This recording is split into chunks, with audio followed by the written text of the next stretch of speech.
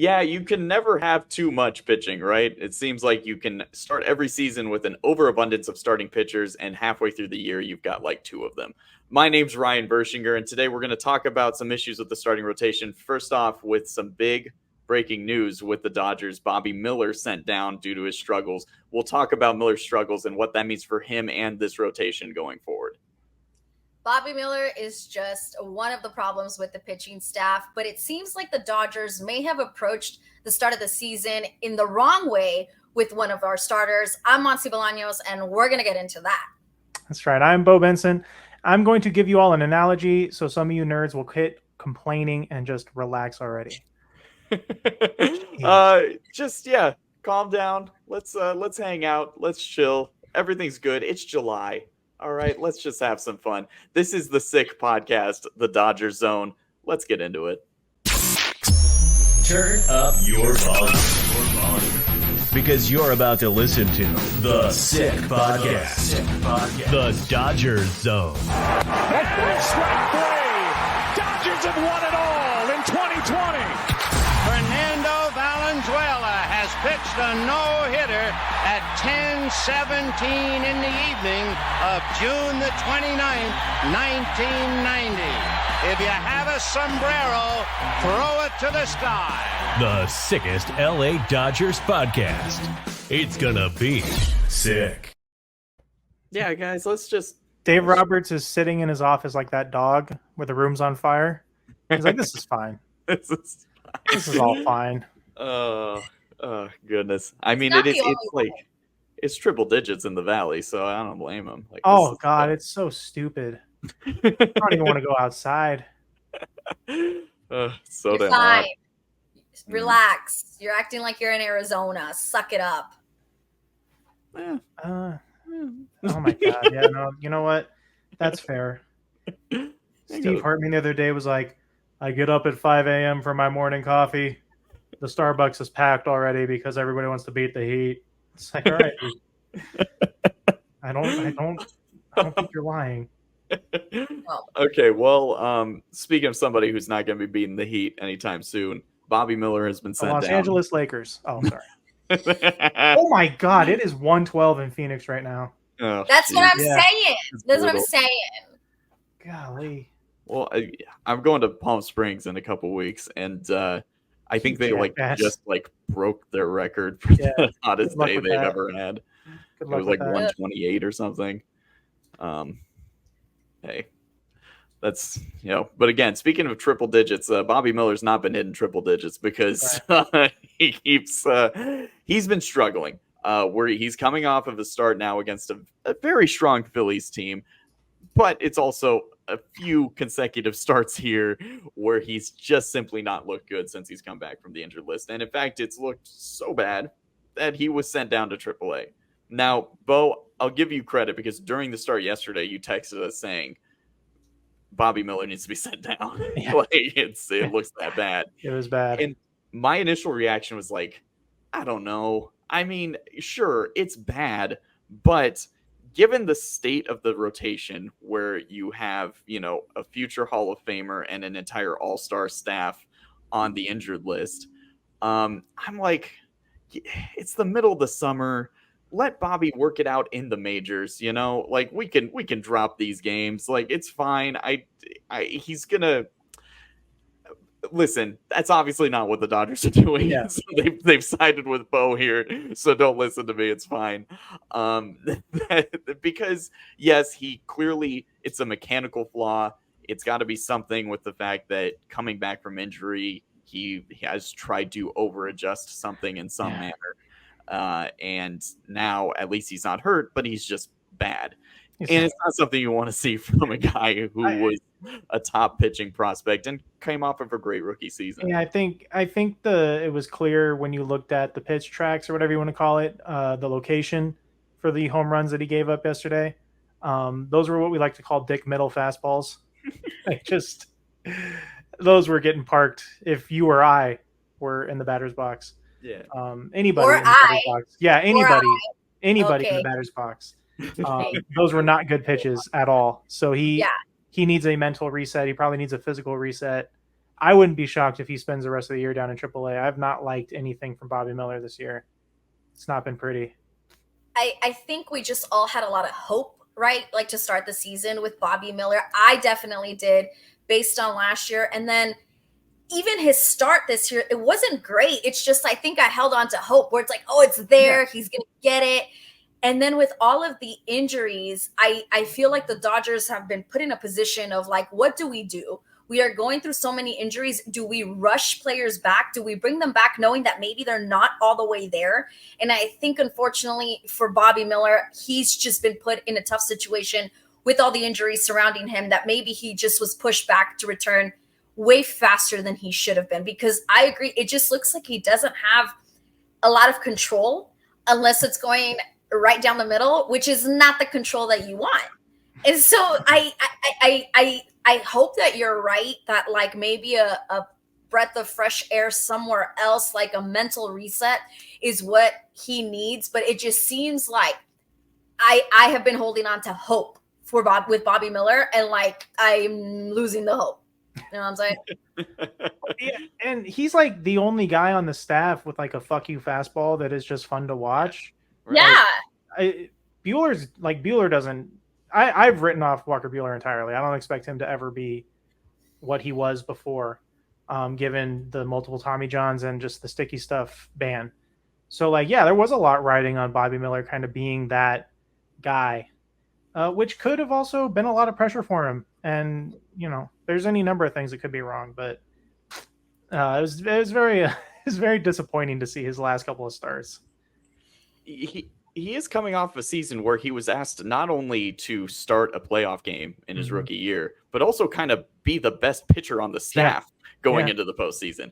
That is a huge amount of pressure. And he does seem like a guy where that sort of pressure doesn't really faze him.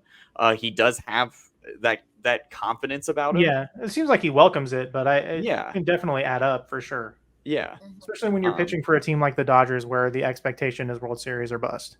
Right. And this is the first time in his career where he's like had to come back from an injury and work his way back into the rotation and kind of make major adjustments with that.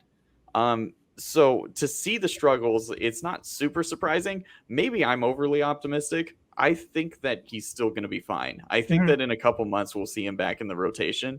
And I think that's also kind of coming from the fact that I'm comparing him to Walker Buehler, where I look at Walker Buehler and think like, damn, hey, yeah, boy, that doesn't look good. Did you guys see like the update from Dave on Walker Buehler? It was kind of ominous and weird. In Florida, did you see that? He's in Florida working on some things. I mentioned it to Ryan, which the Dodgers don't tend to do that, to like go send somebody away, but that he insisted. All of that is very weird, but everything surrounding the pitching staff is weird. Like, he's not the only one. But Ryan, I totally agree with you that I don't see him the way I see Buehler. I don't. Like, Buehler, you're kind of just like, all right, man, like that dude, he's not coming back the way he was. But with Bobby Miller, again, there's hope because it's only his second year. And I think we're giving a lot of, I'm giving a lot of, not credit, but I'm putting a lot of this on pressure just because of how this season has gone for the Dodgers with the pitching staff. That maybe like the pressure was more than he expected, and it's not fair. He was not put in a situation to win. I don't think so. He was put in a very hard situation under very big lights. So I agree with you, Ryan. I don't think it's the same situation as Buehler. But the thing with Buehler, something's going on. I would like to. I really hope the next update is like Buehler is hanging out with the same people that Barry Bonds and Fernando Tatis Jr. hung out with. Like those guys are all in Florida. Yeah, maybe he's visiting LeBron's guy down there. Who knows? No, it'd be biogenesis. That was A-Rod's imagine guy. Buehler comes back with he comes back with like the Dwayne Wade cheek or whatever. Yeah, that'd be so. Sorry, I thought I was gonna sneeze and interrupt, and I didn't. My bad. It's a live show, people. No editing. There's no editing going on here. This is the real stuff. You're just puking at Beau's take. Just like that pitcher. Who was that pitcher? Yeah. That was Hunter Green, right? It was Hunter. Yeah, I think Green. Hunter Green. Yeah. Yeah. All-star Hunter Green. That's right. Sherman Oaks alum. Let's go. Notre Dame High. That was rough. Thank you. Oh man. Okay, so speaking of problems with the pitching staff, yeah, we talk about Bobby Miller, we talk about Walker Buehler, where again, I think that when you compare and contrast the two, Bobby Miller is still very young. He's going through growing pains and physical pains and finding ways to adapt and overcome that. So I still feel confident in him. With Buehler, Beau, as you mentioned, like the track record of surgeries, the fact that his numbers did heavily dip once the sticky stuff ban went away. You kind of have to wonder, like, this might just be Walker Buehler now, which is a sad reality. And, maybe he gets a 1-year deal to come back in the offseason, and then we see what happened. But Monse, as you mentioned, these are not the only pitchers on the injured list or in the minors, I guess. There's a lot of issues going on here. Monse, please discuss the other starting pitchers. I mean, let's just look at the injured rotation list that the Dodgers technically have. Yamamoto, technically Ohtani, even though we knew he wasn't going to pitch. Clayton Kershaw, Walker Buehler, Tony Gonsolin, Dustin May, Emmett Sheehan, Tyler Glasnow. My problem is really right now with Tyler Glasnow and how the Dodgers have approached him to start this season. His career high in innings pitched is 120. That is his career high. He's at 109, and we're in July. So knowing that his number was 120, why did we bring him out swinging, pitching the way he did? I don't understand that. Obviously, the injuries have caused a lot of, problems for the Dodgers, and they've had to figure things out. But we brought him out balls to the walls. Why? Knowing that it's 120, when he's at 109, last year he pitched 21 games. The year before that, I know he was injured, but only 2. This year, he's already at 18. I just feel like, knowing all of this information, why did the Dodgers come with this approach with Tyler Glasnow? We're in July, and I know it's only July. Why are you freaking out? Because of the numbers I just gave you. That's why I'm freaking out. I don't know what the pitching staff was thinking. Am I wrong in this? I'm just y'all, 120 and we're at 109, and now you're telling me back tightness? Get out of here. It's not back tightness. Well, stop lying. No. No, I see what you're saying, and I think that you're on the right track. I think the counter argument here is that this is kind of what this injured list trip is. It times up with the All-Star break. You figure he really only just misses one start. He has the extended rest. Unfortunately for him, he misses his first All-Star game from pitching in. But if this was an issue anyway, they probably wouldn't want him to pitch in that game anyway. Yes, I do agree that, and this was something we talked about prior to the season, was that Glasnow's workload throughout his career has been spotty because of the fact that he's had to miss so much time due to injury. And that last year was kind of the most that he had, and that was also a year where he came back from injury. He started halfway through the season. So I think that what they're doing now is trying to manage that workload a little bit. Because when you have a pitcher as talented as him and a guy who can really be that workhorse at the front of the rotation, you want to see that he can do it. He just hasn't been able to do it due to health concerns. This was the year where he was finally at his healthiest in terms of his arms. Back tightness, yeah, probably. I mean, I don't know. That sounds like he just kind of, turned in his chair weird, and they said, "Hey, what's that? Go on the injured list, Tyler." But I think that this is part of we're now going to see them manage his workload a little bit in the coming months, so that way we make sure that he is at full health when postseason comes. Because I do agree that when you've seen his career arc, and you've seen the fact that he has only topped out at 120 innings in a season, you do have to approach that with caution when you start out. But we saw like early in the season, he's throwing like complete games. Like he was going deep into games. Literally, like the first week, I think his first start, he went 7 innings, even though it was the start of the season. Like he's been working deep into games consistently.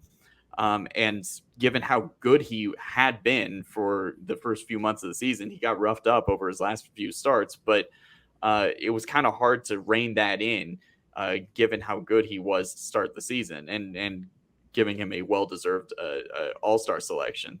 So I think that this is just the tip of the iceberg in terms of like really managing Glasnow's innings. So I think that you're on the right track in that, like, maybe we did give him too much leash to start off the season, and now we're seeing the repercussions of that. Yeah. The timing, go ahead. It's the timing of it for me. Like just before the All-Star break, with like back tightness, I'm not really worried about it. Like if they were like, yeah, there's something up with his elbow, I'd be like crying in the corner right now. Yeah.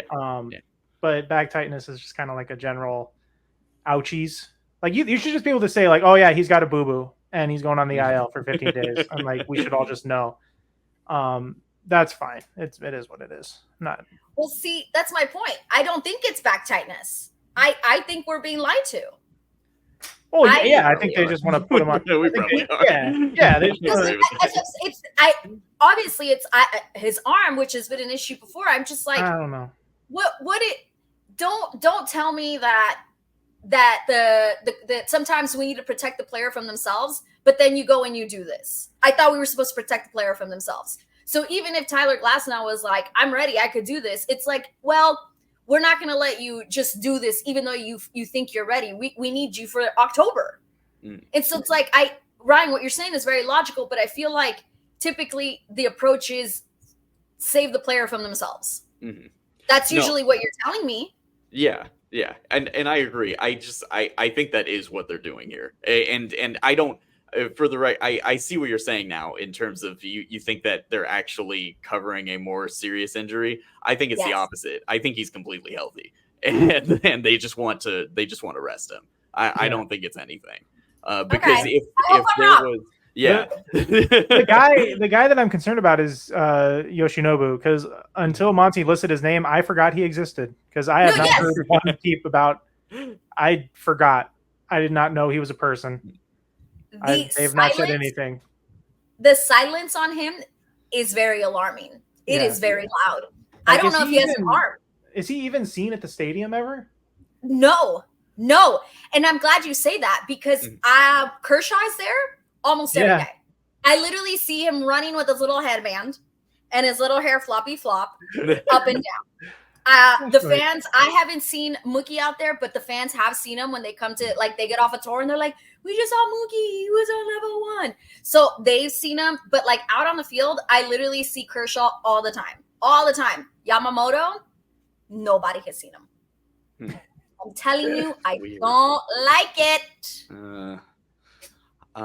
Yeah, that's and for those, if this is your first time checking us out, or if you're not familiar with us, Monse is a tour guide at Dodger Stadium, so she's a reliable source on this. So we can we can absolutely take this. Yeah, that's weird. That's weird. I thought I remembered there was an update like a week ago in terms of just what if he's like kind of throwing, or I think he was like maybe starting to throw. I don't remember exactly, but that's the thing. The fact that I can't remember exactly what it was just shows you like this is kind of a not fun situation. And one more footnote, given that I carry the flag for the Kyle Hurt fan crew. And Kyle Hurt, it was announced today that they've shut him down from his throwing program because of elbow pain. Damn it, man. Yeah. This is again. Love Kyle Hurt, but dude, you should have changed your name to Kyle Healthy. You blew it. Yeah, no.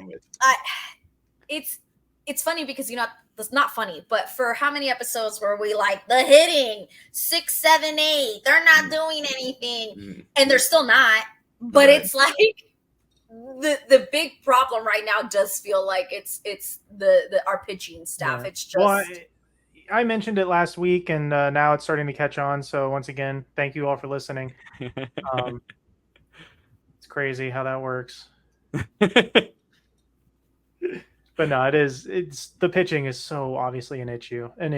Like, Issue. I mean, they're I know they're right back down. They're right back down 2 runs because they just can't get guys out. Can't put guys away. No. And then Christian Walker and others, like we talked about, everybody loves. Talk about. Yeah, no, but it's like people love to play their best against the Dodgers. Christian Walker, more like Satanism Walker. God, what's wrong with that guy? But just imagine.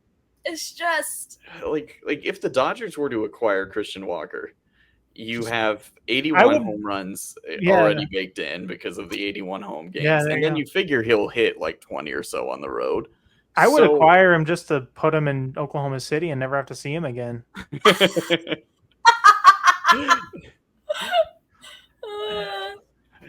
It's really fun. Like I think he's a free agent. I think he's a free agent after this year. Oh, so I hope somebody else signs him. Can he play third base? But also, like, it would be cool if the Diamondbacks gave him like an Ohtani contract, except it was all up front, and then he just forgot how to play at Dodger Stadium. That would be pretty cool too. Right? Either one, whatever. I've never seen a single player own a team the way he does. Yeah, like it's baffling. And the fact that it took that long for Dave to be like, you know what, let me just walk him. Like they probably would have swept that series if they had just walked him each time he came up. They would have probably won that series and probably swept the D-backs. So, once again, thank you, Dave. 2 steps forward, 1 step back. I still think that the offense is a pretty large problem given its current state. Like, again, I love Miguel Rojas, and he's been an excellent player for us this season. He'd be the first person to tell you he shouldn't be batting 5th at any point in 2024 for any team. No, so, like, we gotta what's going on here? If we talk about Yoshinobu, like Max Muncy, I'm pretty sure he's dead. Done. Right. He's done. They probably brought they probably Weekend at Bernie's him, where it's like they make it look like he's alive, but I don't think he is. I truly don't. But this kind of goes into like what I was going to say, which is like, I think we have to view this whole season as kind of like a school year where you have your tests and you have your midterms. Like that series against the Braves back in May or April, whatever it was, that was like your first test and they passed. And then they had that midterm against the Yankees and they passed. And then they have this midterm too against the Phillies and they're failing. But it all adds up. It's a cumulative season. It's a long year, just like a school year is a long year. And I don't think it's fair to judge anything about this team until after the trade deadline. Because if they don't do anything at the trade deadline to make up for some of these glaring holes that everybody with eyeballs can see, then it's going to be a little hairy. And you're going to kind of wonder, like, what could have been or why didn't they do anything? Like, I know Andrew Friedman's favorite thing is to be rational, but he also says that sometimes you can't be rational about guys you really like. So there's a lot of holes on the roster, like a lot of holes for a team that is really good and comfortably in first place. There's a lot of holes, but to give them some kind of grade right now, just based on what you're seeing is that's such a miserable way to watch baseball. You can't do that. Yeah. Because I almost promise you that the team that wins the World Series this year is going to be a team that like is struggling right now. Like that's how it usually goes. I agree, but it's like, okay, so with all of the holes, there's no way they're going to be all fixed by July 31st. And I think that's the reality of it. It's like, which one do you focus on? Which hole do you fix? Do you hope that the list of injured pitchers are able to come back by the postseason? Like, what is the realistic expectation of Kershaw coming back? He's going to come back, but what is the realistic expectation for him to be pitching 7 innings? I don't think so. Right. To me, the importance is I think you need at least 2 starters. Yes. And I really think you need someone that can come in and play third base every day and be an impact bat at that spot. I think I wouldn't count on Max Muncy's return this year at all. The only updates we get from Max is like, oh yeah, he had a setback. Oh yeah, he's not swinging a bat. This, that, the other thing, like all that. Like an outfielder would be good. but they do have a lot of needs. Mm-hmm. But Max is such a huge part of their lineup, and I think people forget how big he is and how good he is.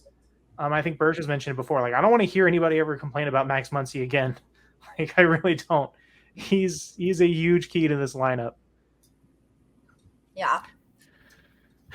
Yeah, I think that when we get towards the deadline, I really do feel like I agree that if they add an impact bat that can play third, I think that would make the entire lineup honestly work out fine. Because another outfielder would be good. I know Jason Hayward was struggling before he got hurt, but even then, I think you can still get by with Teoscar Pages and whoever else that you want to put in the outfield. Yeah. I think that's fine. If you, I mean, you could put Chris Taylor in the outfield. he honestly, like, he's been playing pretty fine right now, so you might as well. If James Outman can like show something again, that would be great. But jeez, dude, we at some point there's gonna have to be a conversation about AAA baseball and what's changed, because it is baffling. It is baffling. Our friend of the show, Brandon Gutierrez, posted the, I think, 2019, 2020 top prospects, like top 100. Yeah. And obviously Wander Franco was number one. I wonder what he's up to right now. Not good. And Gavin Lux was number 2. Gavin Lux was at one time considered like a can't miss shortstop prospect that was like going to be an offensive juggernaut. And he sucks. Like, he just flat out sucks. Like, I'm sorry. He can't play. He cannot play.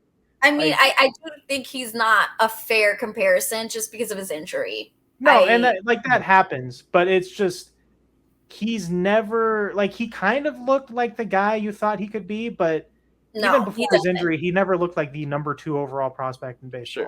Sure. He just didn't. Yeah. And James Outman, like, is good in AAA, but he comes up and he looks lost. Pages has been fine. But just like the offensive prospects they've got, like, there's just something up in AAA where I don't know if it's the offensive environment down there in Oklahoma City or what. It's weird. There has to be something to, like, the fact that anybody who can pitch at all is just shot straight through. Like, so everybody down in AAA are either like veterans who are trying to fight their way back, or guys who just can't break it into the majors. Yeah. So bless you. Like Ryan Ward has like Ryan Ward has like almost 30 home runs in OKC this year. Nice. And you're never gonna see him at the Dodgers. No. Like, no. I don't think anybody even knows who he is. Yeah. And like Robleski looked good against the Brewers. Like, for making his first career start being thrown into the majors, he looked good. So there's something up in AAA, man. I don't know what it is, but there's something going on down there. Mm-hmm. And it is different too for the Dodgers, given like Oklahoma City is basically kind of like playing at Coors, right? Like they're at pretty high elevation, so that is something too. Where we've mentioned that before. Like, I think it's worth looking at. Yeah. Please, just can we get the San Fernando Dodgers? Like, just put them somewhere in the SFV, please. Yeah. This was something that Beau and I had talked about previously, where I think this was in our final episode of Swing Shift. I said this is what we want. There's that gigantic like empty lot that's near the Topanga Mall in like Canoga Park, Woodland Hills area. Build a minor league stadium there. Bring their AAA team right there. The San Fernando Valley would go crazy for a AAA team. Like, you could sell out that place every night. Like, that'd be a wonderful place to be, and then you get a more accurate sort of representation of to play in the Los Angeles area. Instead, no, we put them in. Have you sent letters to people that might read that? Because that's a really good idea. I know it is. I don't know who to contact. If maybe I don't know if who's our current state senator. If it's not Barbara Boxer and Dianne. No, Feinstein. It could still be Dianne Feinstein. I think it's Adam Schiff though. That's right. Yeah. So Representative Schiff, I know. This fall, I'm sure you're not busy. So No, please, there's nothing going on in focus on Washington this right now. instead. Yeah. Governor Newsom, hey, I got an idea for you. Bruce and Ignore all the Gavin, other stuff. baby. Let's put a AAA team in the Valley. Okay, let's wrap this up with some positivity, right? Okay. Let's look back on this first half of the season because Screw the Dodgers you. six. Sorry, they have 6 All-Stars. We have Shohei Yay. Ohtani, Mookie Oh, wow, Betts, really? Freddie Freeman, Will Smith, Teoscar Hernandez, and Tyler Glasnow. Which it's pretty wild to think that this is Glasnow's first All-Star game, given like how good of a pitcher he is. But as you mentioned, Monse, the numbers haven't been there because he can't pitch more than 120 innings a season. So, so congratulations to all of them. Of course, with Ohtani, and I think we had mentioned this in the past, should have been the highest vote getter in the league. And those darn Braves fans voted for Marcell Ozuna over Shohei Ohtani. And it stole votes. that ain't right. You get him in your home run derby, so congratulations on that. But we still have Shohei Ohtani, and incredibly well deserved. Maybe he'll get to lead off the game. That'd be awesome. I mean, the NL's home, so they should. He should. Wait, that'd be stupid. If no, he's the not. AL's home. Is it? It's in Texas. Oh, I got confused. I thought it was in Atlanta for a sec. It was Atlanta last year, right? Yeah, I think so. Or was it? Let's see. It is a Globe Life. Yeah, it's in Texas because all the All-Star stuff sucks. Yeah. there we go. It all looks stupid. I hate Texas so much. If anybody's listening from Texas, I'm sorry, but I hate your state. Hate. God. Just taking bot shots. Yeah, sorry.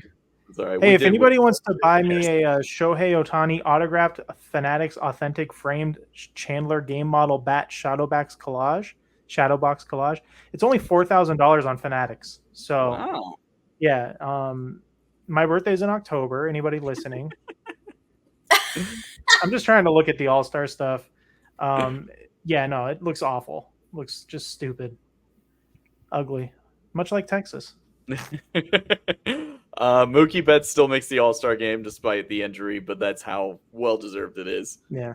Even though he hasn't played for weeks now, his numbers are better than every other shortstop and arguably better than Trey Turner's. Trey Turner also missed some time, but Trey's having a good season. So yeah, he's fine. I have no issue with any of the Phillies guys. Like, everyone. I don't know. I feel like Dodger fans at some point need to like just understand that other teams exist and are good at the same time. Right. Like, there's nothing wrong. Like let's be honest. The best team in the NL right now is the Phillies. Yeah. They're making that point very clear over these last couple times. Like it's kind of close, but like the Phillies are stacked. Like Zach Wheeler's fantastic. Nola's always been solid. Ranger Suarez having a breakout season, like, and the lineup, having Alec Boehm and Bryson Stott, like actually break out. Edmundo Sosa has been good for them. Like and the fact that like they even missed Bryce Harper for a little bit, and they're fine, and they still got veterans that can hit very well with like Castellanos and Schwarber, and then of course having Trey Turner helps a lot. And their bullpen is so good that fucking Matt Strahm made the All-Star team. There we go.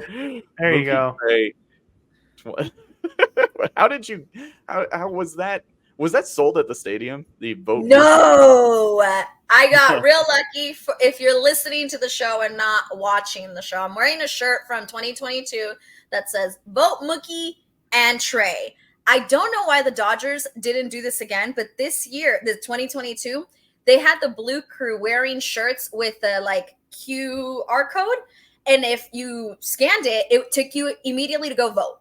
And I was like, oh, this is so smart.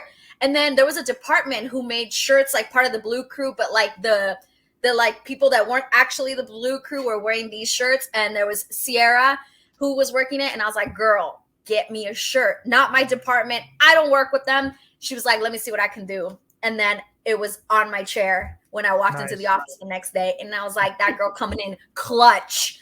And so it's only a few were made for this department. But the smart thing was that they had Blue Crew wearing these shirts with the QR code.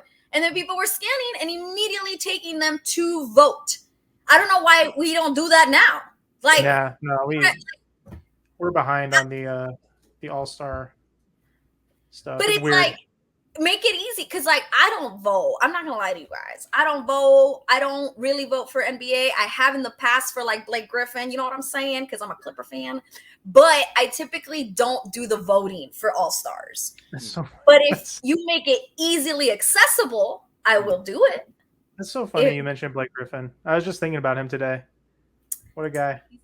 He's my fave. He's my fave. I know. He was the best. Through and through. I do have an update per sources on Yoshinobu Yamamoto that he's going to begin throwing this week. Okay. So, according to who? He's alive. Sources. Per sources. Sources close to the situation. Yeah. No, he texted Yoshinobu himself. Yo, Yoshi.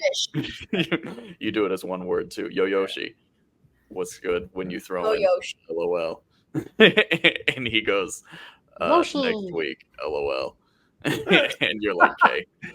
And then see you later. He sends back a thumbs up emoji. And you're like, thank you. By the way, you know who? Should I say this? Okay, you know who like uses emojis in random text exchanges? Joe Davis. So I had to get Joe Davis on as a guest this last football season, and it was the first time I'd actually like had him scheduled as our guest. We with Fox Sports Radio on Sundays we'll work with Big Fox to get a play-by-play or an analyst or the sideline reporter to do a hit on our shows on Sundays, and they had booked Joe Davis for that weekend, and it happens all the time where like these guys are like their flight is scheduled for like 10 minutes after the game ends. Like it's I don't know why they do that to them, but so a lot of these guys, they'll be like, hey, sorry, actually, you know, the game went a little bit longer, so I'm now in a cab going to the airport. This isn't gonna work. And I'm like, it's fine, don't worry about it. So I text Joe Davis saying, hey Joe, you know, whenever's good for you, yeah, we can have you jump on. And he responds, hey, I'm really sorry. Currently, trying to currently boarding a plane. The flight was, he said something. He was very apologetic. It was very nice, but he ended it with like the emoji where like it's like the big frown, like emoji. And I was like, well, I mean, Joe Davis is like our age. Yeah. So that's not shocking. He does. I talked to him. He does use emojis. I can confirm that. You know what's cool? Doing that, there is a strong possibility that Tom Brady will be joining the network. Yeah. There's no reason why he shouldn't. It's his job. And we have Rich Ornberger. Tom Brady every week. Oh yeah, dude, you better believe it. Can we, I asked Rich if he's like gonna, put the pressure on Brady. So we'll see what happens. But my solemn vow is that I will have Tom Brady's phone number before the end of the season next year. That's good. That's a good thing to have. Shout out Tom. Shout out Tom. Anyway, speaking of Tom Brady and All-Stars, just to wrap up the All-Star selections, of course, every single one of them well deserved. Freddie Freeman has been incredibly well deserved. Very very steady. But we got to shout out the comeback against the Brewers last week, where Freddie was down to his last strike, right? And then and he was able to double to tie the game, and then Teoscar was against the Brewers, right? Or was that the Brewers or the Diamondbacks? I thought it was. That might have been the Diamondbacks. That was the Diamondbacks. Happened. Yeah, that was the Diamondbacks. That was last week, but that was the Diamondbacks. Yes. Okay. And then I think Freddie did have a big. Yeah, Freeman had the go-ahead single against the Brewers. Okay, yeah, and that happened in the 8th inning, so it wasn't. Bottom of the 8th. Yeah, And then that sparked eventually what Teoscar then homered that inning, doubled right? after that. Or he doubled, yeah, and then they ran up the score. It was great. Will Smith hitting 3 home runs, also well-deserved All-Star selection. Arguably should be starting the All-Star game. I know William Contreras has had a good season, but Will Smith is the best catcher in baseball. Yeah. So very well and he did that on Ohtani's birthday when Ohtani was like not great like that game, and then Will hit the 3 on his birthday. But what did we say like a couple weeks ago? One of the most consistent things for the Dodgers this year has been Freddie Freeman. Like literally has been Freddie Freeman. Yeah. And Teoscar has been fabulous. Like that dude, the bigger the moment, the more likely he's gonna hit the ball. I would happily give Teoscar an in-season extension if they can find some kind of deal with him.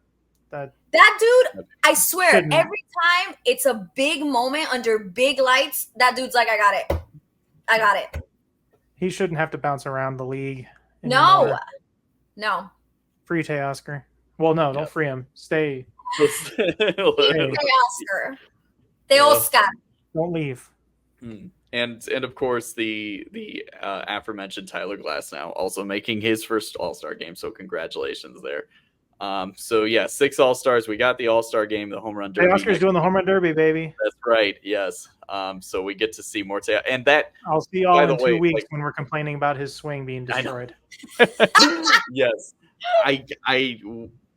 We have a lot of, as Dodger fans, we have a lot of negative connotation with the home run derby in terms of like players either just being terrible in the home run derby or like the one time they were good, it was Jock, and then he got screwed because it was in Cincinnati and they just like they just determined that was so ridiculous. But I remember like growing up too, like I've always enjoyed watching the home run derby, and growing up as a kid, like we didn't get to see Dodgers in the derby very often, and then like we got Yasiel Puig when like in his rookie season or his second season, but I remember clearly like that was still in the era of 10 outs. And the highlight of Puig in that derby was he swung and missed at a pitch, which was like, that'll happen like once in a while when it was still the 10 outs, where like a guy will, even though it's straight up batting practice and they don't have to swing at every pitch, when it was the 10 out method, Puig just whiffed at a pitch and you're like, oh, awesome. That's just way to make us look good. Yeah, we don't tend to have Dodgers do super well in the All-Star game either. So, fondest Dodger All-Star game memory was Brad Penny starting the All-Star game and throwing triple digits, even though he didn't throw triple digits. He clearly just went out there and was like, he really wanted to be there, dude. He wanted to be there. Nothing wrong with that. And it was all downhill from there for Brad Penny. He had a great first half of that season. And regress to the mean. Hey, don't let John Heyman hear you say that.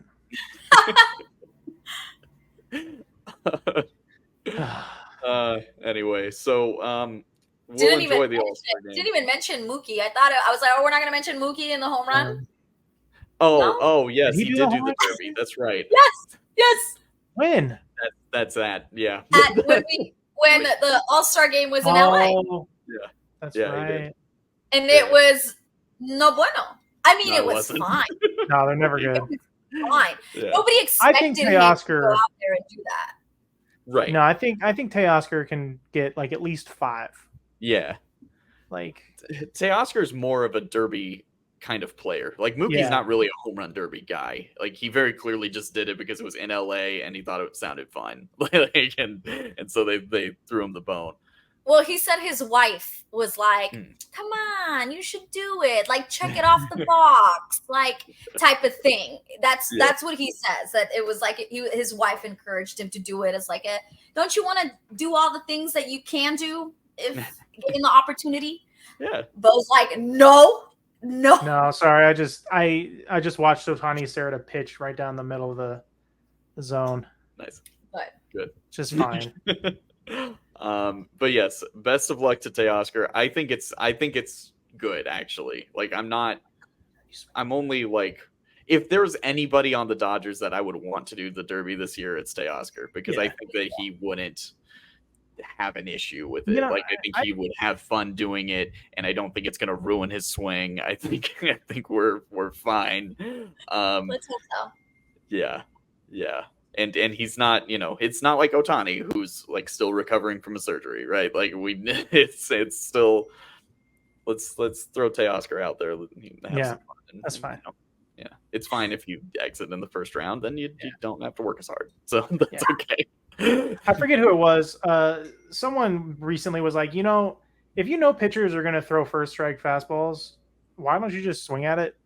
Like, I believe that's the Corey Seager method. Yeah, I mean, because Ohtani just made himself look like a fucking idiot in this at bat.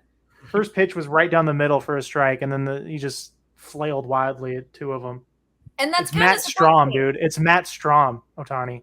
Because Ohtani does swing at the first pitch a lot. I know, and he should have. He should have swung at that one. Yeah. Probably would have parked that in the seats. Instead, he's walking back to the dugout with his helmet in his hands. Well, that's why Matt Strahm is an all-star. Yeah, good thing they're only paying this guy $2 million this year. God, what a bum. Hey, yeah, I mean, Strahm's probably getting paid more than Ohtani this year, so what do you expect? He might be. Matt Strahm is an all-star. This is Teoscar right to Castellanos. How my Dodgers doing? Not well. All right, I'm done. All right. Down to watch. Who's watching Copa? Anybody out there? Comments. My parents probably. There you go. No, I've watched the Euros because. All right, you're racist. So. Yeah, I didn't expect you to watch Copa. Isn't Canada in it, or was that last night? They got sent home by Argentina. Well, by Argentina, and then Drake made a bet that Argentina was gonna lose, and then the Argentinian soccer Twitter account tweeted the Kendrick Lamar line, "You're not with us, you're not like us." That. Yeah, so they trolled him already. The Argentina soccer Twitter page. Good. Mm-hmm. So glad it's over for Drake. It's just, he's so stupid. So glad. It's pretty great that like everybody unified to like just bash on Drake, and just like no one, there's like no remorse, and like there shouldn't be. Like no one feels bad. Like, who feels bad for Drake? Why would you? That dude's super rich. He's fine. He can do whatever he wants. Yeah, he can just go hang out at other playgrounds. It's fine. Oh God, yeah. So eat shit, Drake. Yeah. All right, we'll wrap this up here. So this is the Sick Podcast, the Dodger Zone. We've got the All-Star Game next week. We got the Home Run Derby, and we got a good long break in there. So hopefully the Dodgers can kind of regroup, calm down, relax a little bit, get some rest. That's right. Take a nice Epsom salt bath, and light some candles and just chill. Okay, everything will be fine. And then next week for the All-Star break, this is an NBA offseason podcast, so we will be talking about that. Maybe NFL. Who knows? Hey, that's not a promise. Don't. No, we're not doing that. I'm not doing that. I can't talk about anything. The Lakers haven't done anything. Literally have not done anything. I would just sit here for 45 minutes, stare blankly at the screen, much like Rob Pelinka. Anyway, my name's Ryan Bershinger. She is Monse Bolaños. He is Beau. I was about to say Bo Jackson because your Twitter I wish. on the screen. I wish. It's very clearly Bo, not Jackson. A lot cooler if I was. He is Bo Benson. Follow us on Twitter. Check out our Twitter feed is @SickPodDodgers. Like and subscribe on YouTube. Follow us on Apple, Spotify, wherever you get your podcasts. We are all over the place. So until next time, thank you so much, as always, for checking us out. This is the Sick Podcast, the Dodger Zone. Domo arigato, everyone. Thank you very much. Have a good night. And that's a wrap. Hope you don't miss us too much until next time. Follow the Sick Podcast, the Dodger Zone, on YouTube, Google Play, and Apple Podcasts.